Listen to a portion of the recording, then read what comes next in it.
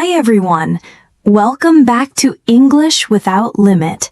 I'm Julia, and in today's episode, I'll share some simple, clear, and useful stories from daily life. These stories are about family, work, and social situations. Listening to them will help you understand how to use English in common conversations.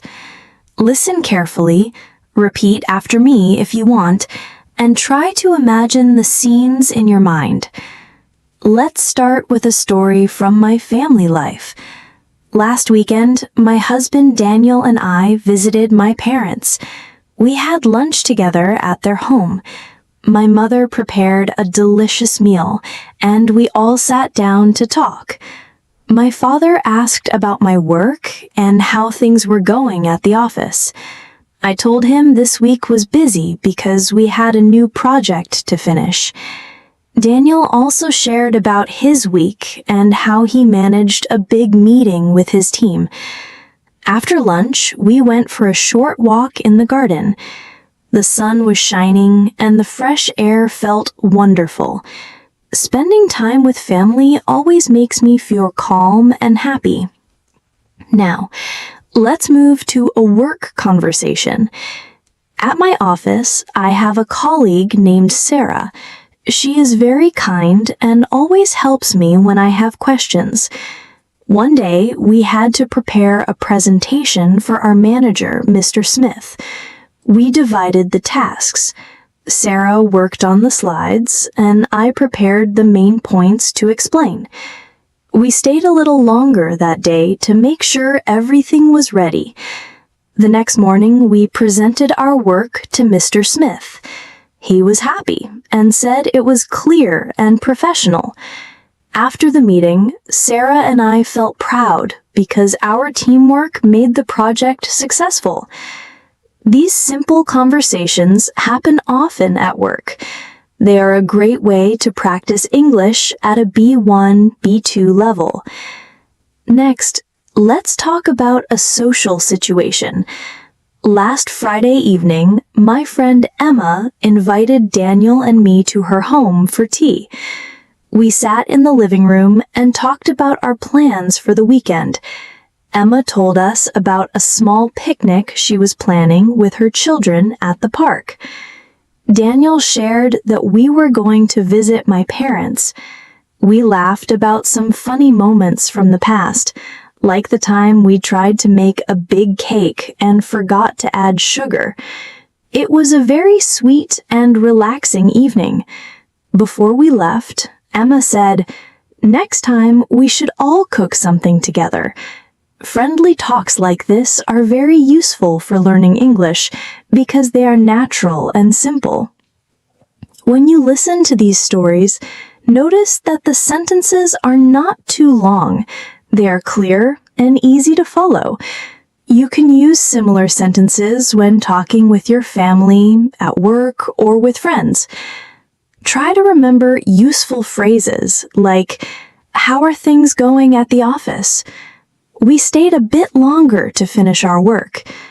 "Next time, we should all cook something together." These are everyday expressions that make your English sound natural.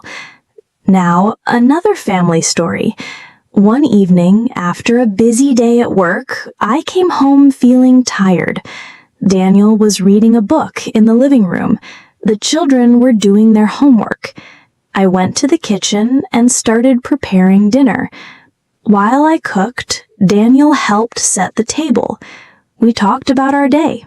I told him about a meeting with my team and our next steps for our project. He said his day was stressful because of a deadline, but he managed everything on time. After dinner, we all sat together and had tea. The children shared funny moments from school. It was a simple, quiet evening, but it felt good to spend time together as a family. Now, a work story from last week. We had a new intern named Peter. He is young and eager to learn. On his first day, he looked a little nervous, so I helped him get started. I showed him around the office and explained how we organize our tasks. Later, during a team meeting, everyone introduced themselves. Peter asked how to prepare reports for clients. I explained step by step and gave him an example from my work. The next day, he showed me the report he made. It was very good, and I gave him some tips to improve it. Helping someone at work makes them feel welcome and improves the whole team's communication. Here's a social example. A few days ago, I met my neighbor, Mr. Johnson, while walking in the evening. He was walking his dog. We stopped to talk. He asked about my work and my children. I said everything was fine and that we were planning to visit my parents again. Mr. Johnson invited us for tea because his wife was baking bread. We thanked him and promised to arrange a time soon. Small conversations with neighbors create a friendly community and make daily life pleasant. Another family example. Last Sunday morning, we cleaned the house together. The children organized their toys, Daniel cleaned the windows, and I did the laundry. We turned it into a small family activity, so no one felt bored. After cleaning, we prepared light snacks and sat on the balcony. We talked about our plans for next week and what needed to be done. Spending weekends like this may seem simple, but it creates a sense of teamwork and balance in the family. At work, communication is important. Last month, I had a problem with a report that needed to be submitted by the end of the day. Some information was missing. I called my colleague, Mr. Lee, for help. He was busy in a meeting, but promised to send the details soon. Later, he sent everything I needed, and I finished the report on time. The next day, I thanked him in person. Simple, professional conversations build trust and good relationships at work. On a Saturday morning, Daniel and I took the children to visit their grandparents. We packed fruits and snacks. The weather was cool and pleasant. My parents were happy to see us. My mother hugged the children, and my father smiled. We all sat together in the living room. The children showed their grandparents drawings from school. Daniel helped fix a small table in the garden, while I helped my mother prepare lunch. After lunch, we sat outside and talked about the week ahead. The children played and laughed. Days like this remind me how important family time is. At work, interesting things happen too. On Monday, we had a team discussion about a new client project. Mr. Smith, our manager, wanted fresh ideas. Sarah suggested creating a simple plan first. Peter, the intern, suggested creative points that surprised everyone. I suggested organizing tasks in small steps so no one feels overloaded. Mr. Smith said, "These are good suggestions. Let's combine them to make a strong plan." After the meeting, Sarah told me she liked how everyone contributed. Teamwork like this keeps the workplace healthy and productive. It also helps us practice polite English expressions like, "What do you think?" or "That's a good suggestion." Another story is from a small evening gathering. On Thursday, we invited Emma and her husband David for tea. They arrived around 7 p.m. We set the table with biscuits, bread, and warm tea. The children joined us for a while, then went to their room to read. Emma asked about our recent trip to the countryside. Daniel described the beautiful fields, and David said he was busy with work. We talked about simple things like managing time, planning family activities, and weekend cooking. Before we left, Emma said, "Next time, you should come to our place. We will prepare something special." Social visits like this help us connect with friends and keep relationships warm. At work, Small challenges happen too. Last week, we needed to send a report to a client by Friday morning, but one chart was missing data. I emailed Mr. Lee and asked for the missing information. He replied quickly and sent it after his meeting. We finished the report on time. The client was happy and gave positive feedback. Simple, professional communication is key in office life. A family weekday routine. Every Wednesday evening, we cook together. The children wash vegetables, Daniel cuts them, and I prepare the main dish. Last week, we made chicken soup with bread. While cooking, we talked about our day. The children shared what they learned in science, and Daniel told a funny office story. After dinner, we cleaned up together. This routine helps everyone practice sharing, listening, and speaking politely. You can use phrases like, "Can you pass me the spoon?" or "Let's do this together." Another simple story. I went to the post office to send a small package to my cousin. There was a short line. When it was my turn, I said, "I would like to send this package, please." The clerk asked me to fill out a form.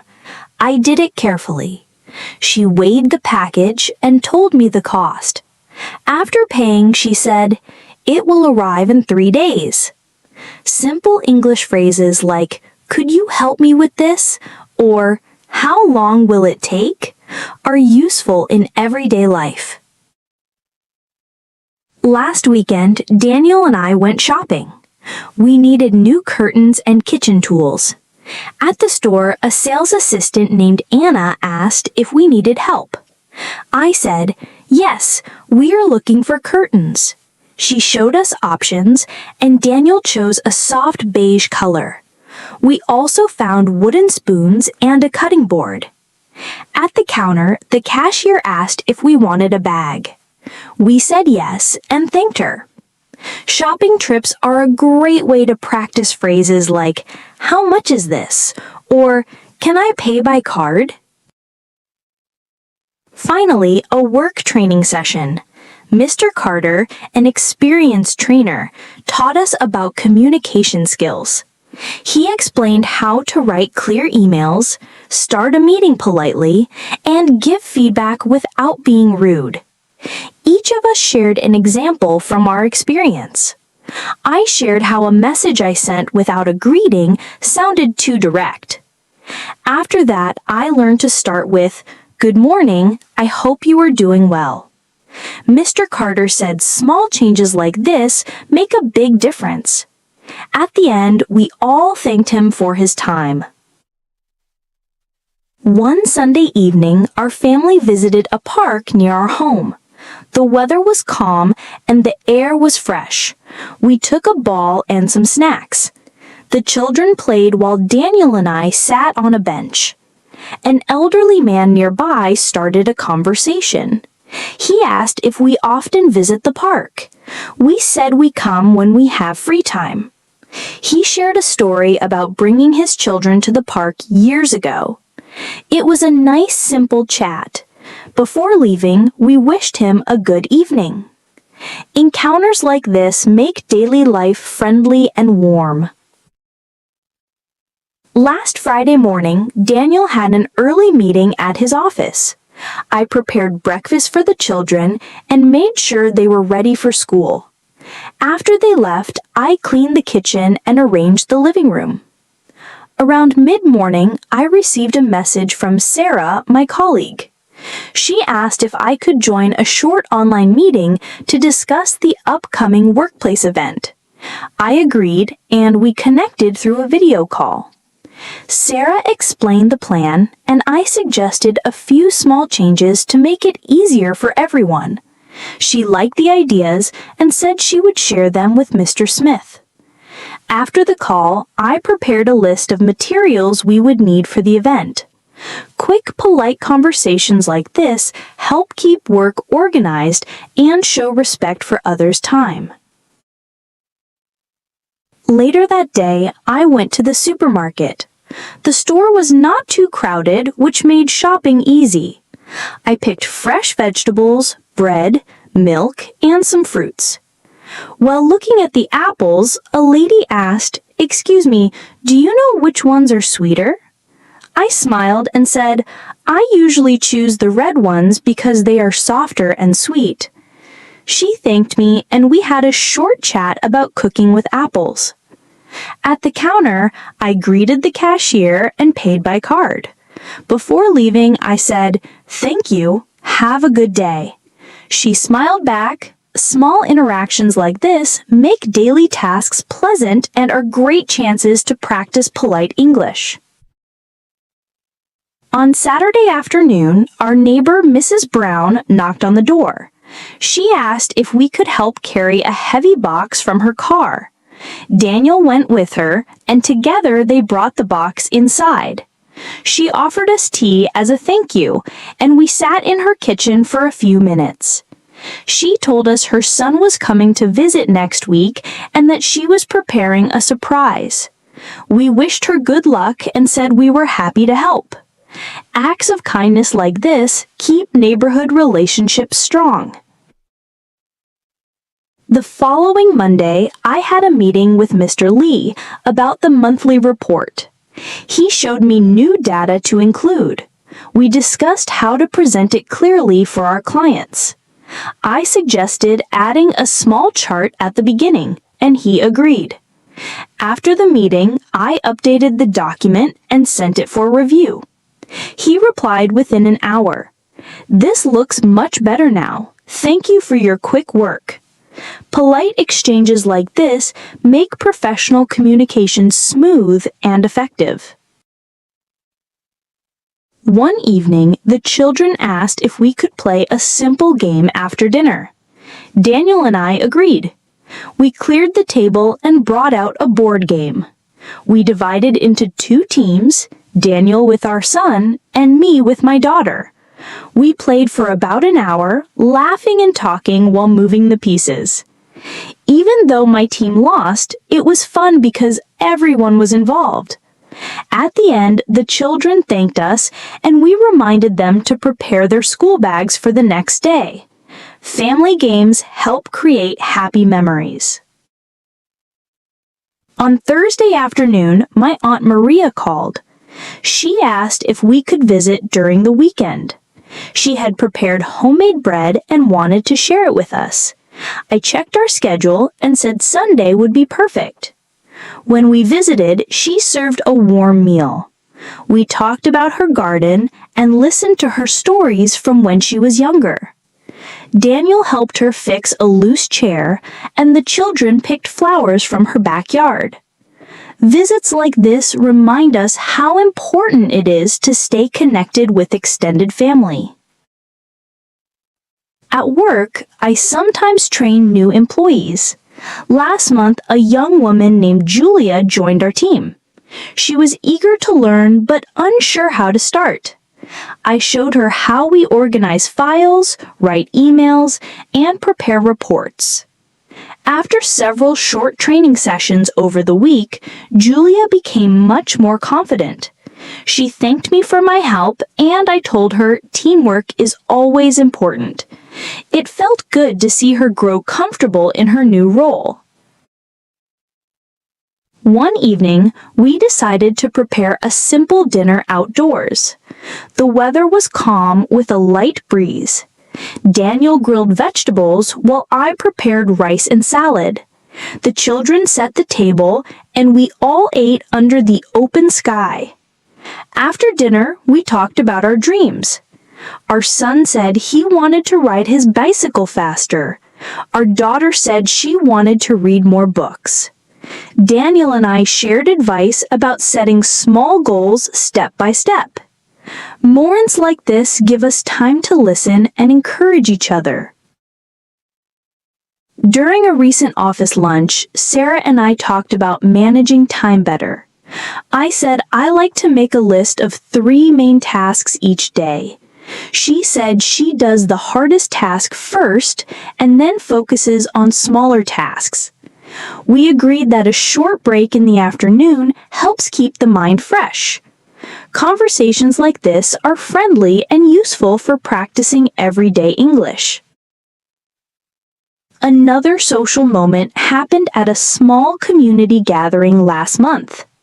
People came to share ideas about keeping the area clean and safe. Mr. Johnson suggested a weekend cleanup, and many supported the idea. Daniel helped arrange tools, and I signed up to bring refreshments. It was a good chance to meet other families, exchange greetings, and talk about improving the neighborhood. Last Tuesday evening, Daniel returned home late from work. The children were doing homework, and I was preparing dinner. I greeted him and asked how his day went. He said it was busy but successful because he finished the project on time. We sat down together for dinner. The children shared what they learned at school. Our daughter talked about a new science experiment, and our son shared a funny moment when the teacher accidentally dropped some chalk. After dinner, Daniel helped with homework, and I cleaned the dishes. It was a simple, warm, and peaceful evening. On Wednesday morning, I had an early meeting with Sarah and Mr. Smith about client feedback. We gathered in the conference room.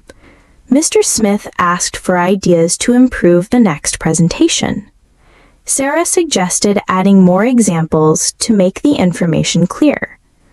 I proposed using shorter sentences in the slides. Mr. Smith agreed and asked us to update the content by Friday. After the meeting, Sarah and I divided the tasks and made a plan. Conversations like this show how useful simple English phrases are at work, like, "What do you think about this?" or "Let's plan the next steps." Over the weekend, we spent time outdoors. On Saturday afternoon, we went to a playground. Daniel brought a kite, and we helped the children fly it. While the children played, I talked with another parent, Mrs. Clark, about school activities. Her son was in the same class as our daughter. We discussed reading habits and sharing books.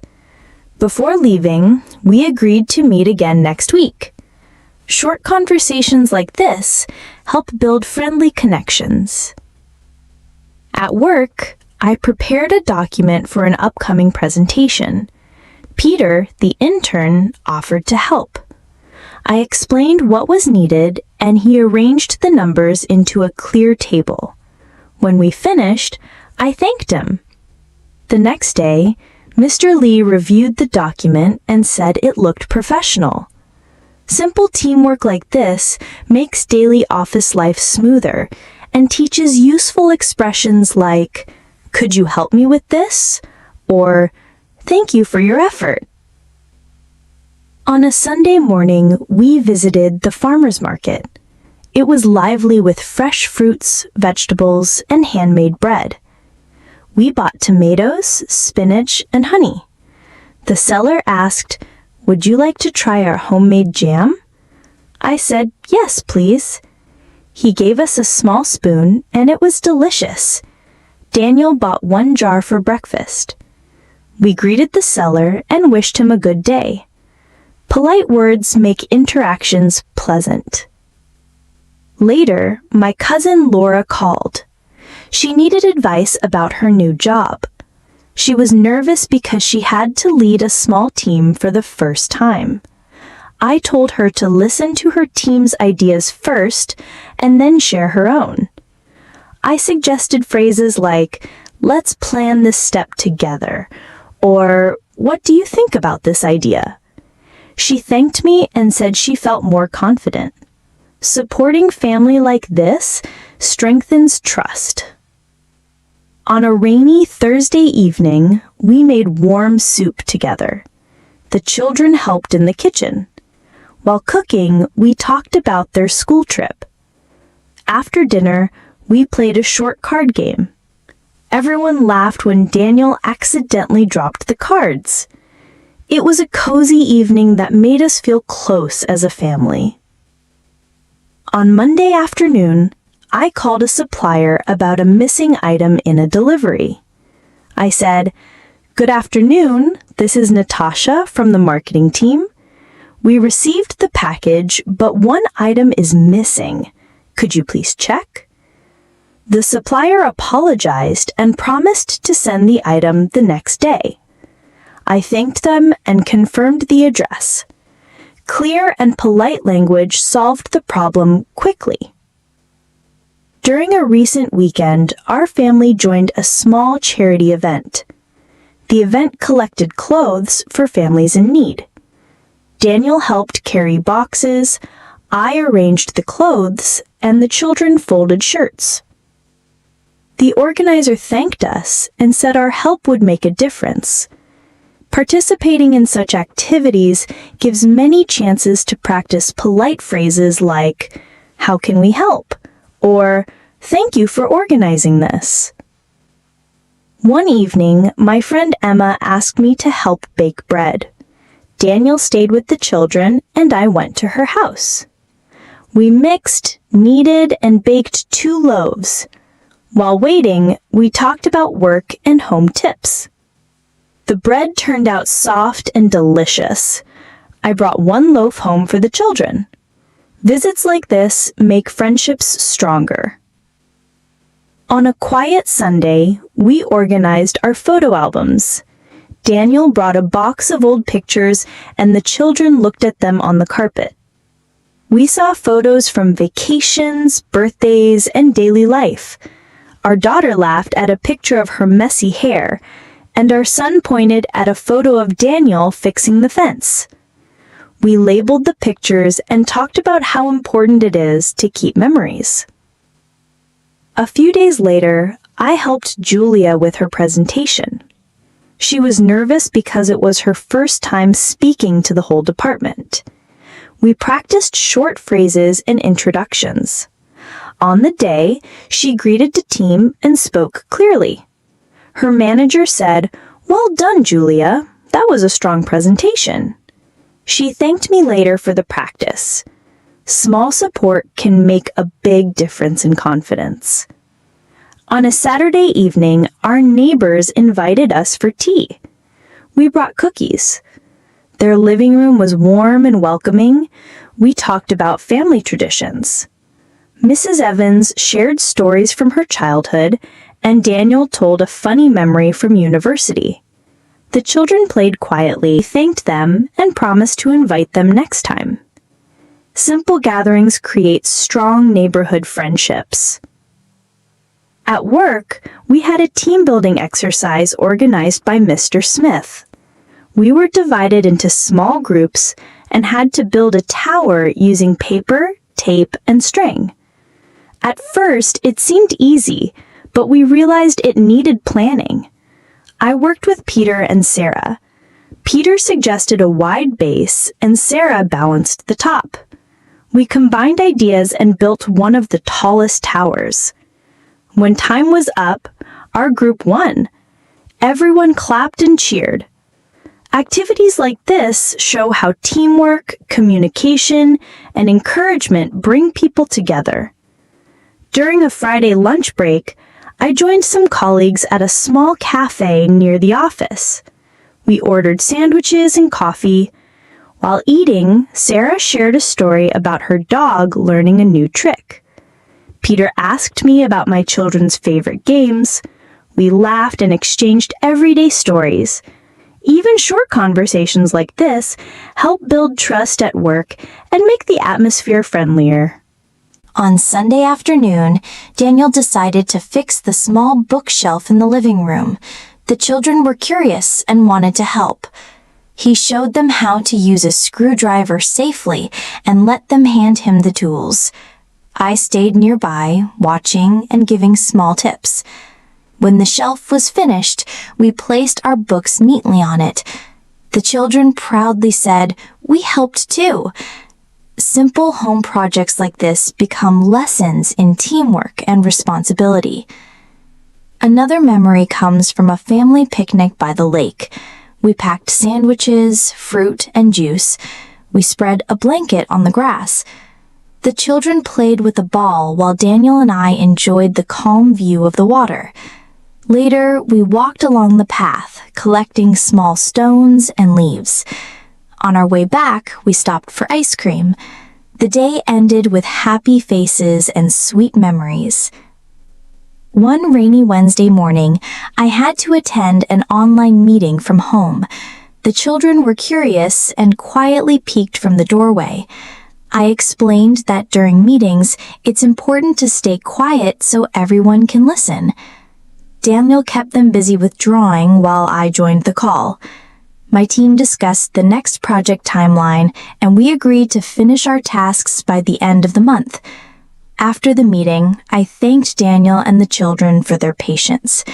It turned into a small lesson about respect and cooperation.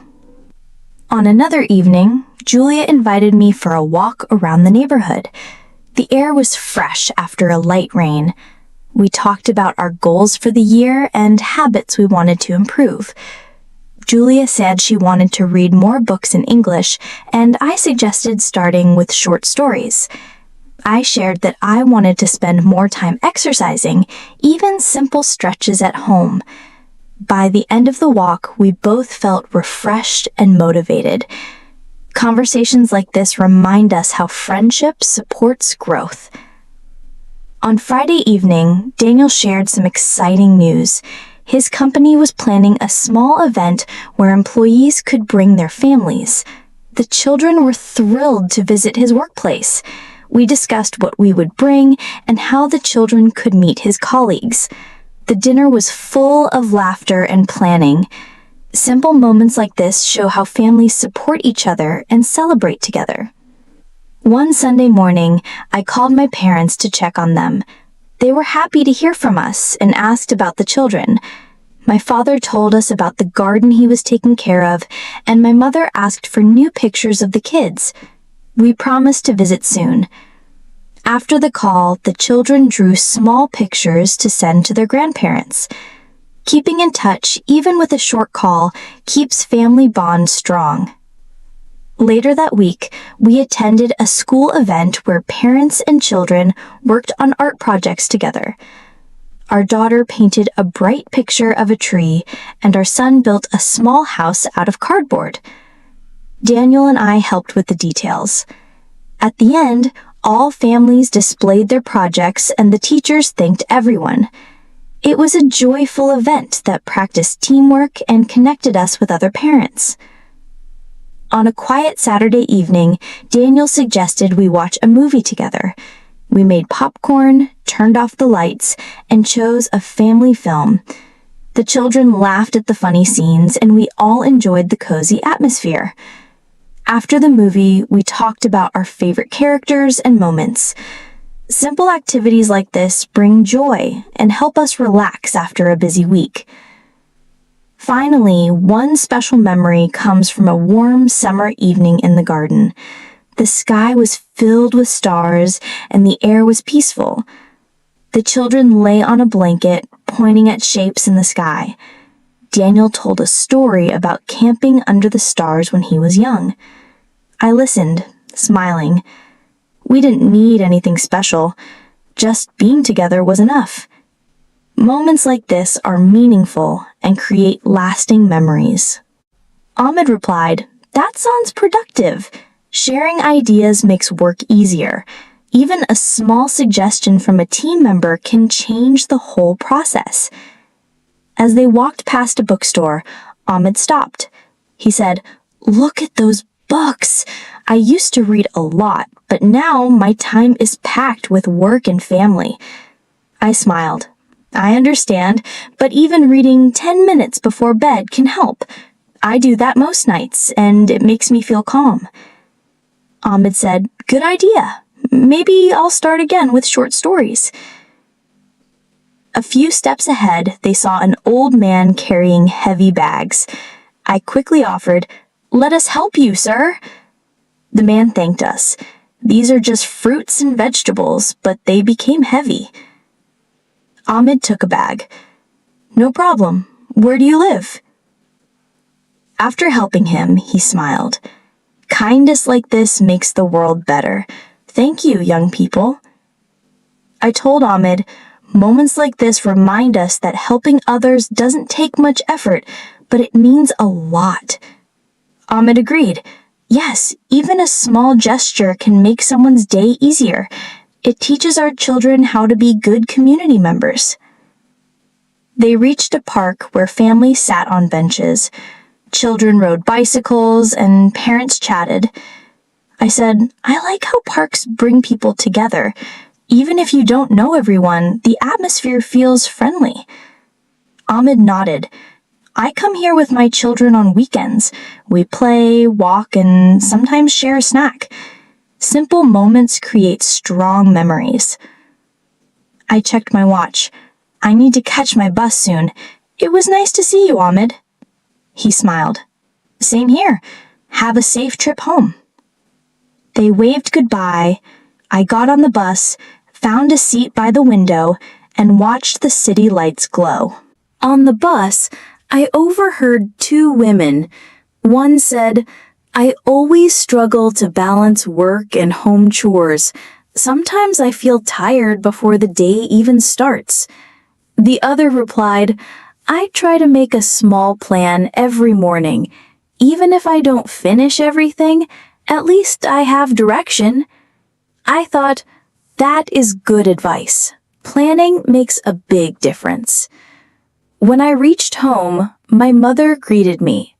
Welcome back, Natasha. Dinner is almost ready. I said, great. I'll help set the table. We worked together and talked about our day. My father met an old friend at the market, had tea, and talked about old times. I smiled. Simple reunions often bring joy. After dinner, I helped my younger brother Omar with homework. He said, I have to write an essay about helping in the community. Any ideas? I suggested, you can write about helping neighbors carry groceries, cleaning the park, or teaching younger kids. Omar nodded. I will write about helping an old man with heavy bags. That happened to me last week. Before bed, I reflected on my day. The most meaningful parts were not tasks at work, but small interactions. Helping someone, walking with a friend, sharing a meal. These moments make life rich. The next morning, I woke up early, prepared tea, and checked messages. Peter from work wrote, Good morning. Quick meeting at 9. Bring yesterday's notes. I replied, Sure, I'll bring them. At the office, the team gathered. Peter said, We are planning a small client event, just tea, coffee, and snacks. I added, Small gestures make strong connections. The manager said, Yes, we will also invite families. We want them to feel comfortable. After the meeting, I organized my emails.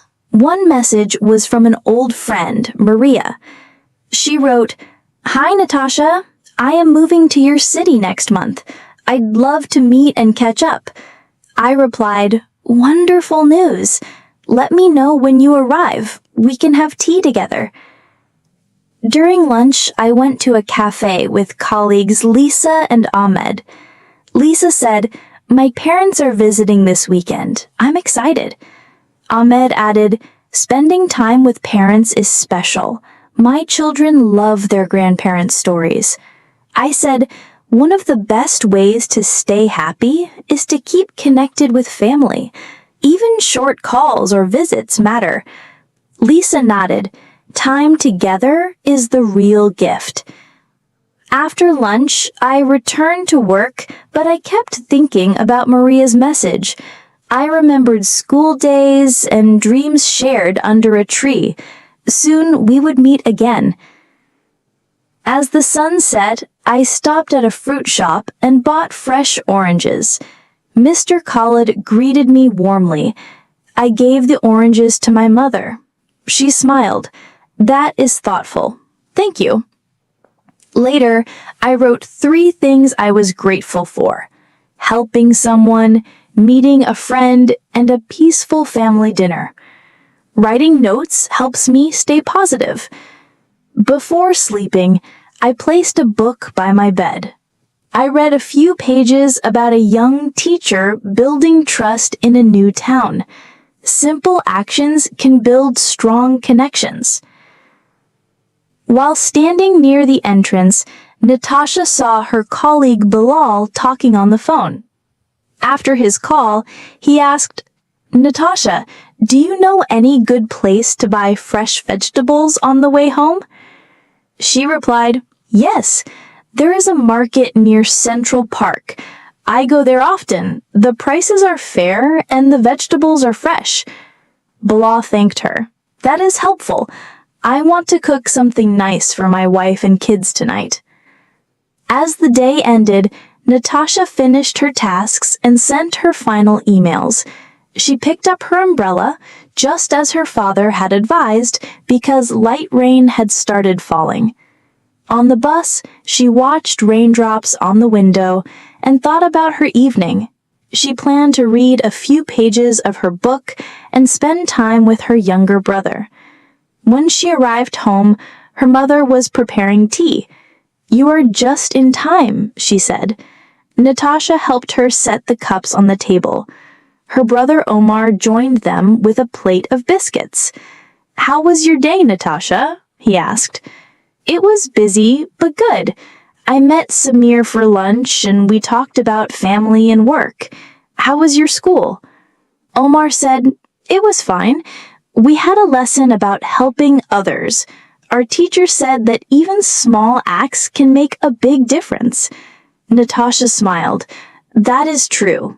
Today, I also helped a colleague by giving him information about the market. It is a small thing, but it made his evening easier." Her mother added, "Helping people always comes back as a blessing." After tea, Natasha sat with her father to help him organize some old documents. They found an old photograph of the family during a picnic many years ago. "Look at this," her father said with a warm smile. "That was a good day. We all played, laughed, and Tasha looked at the picture.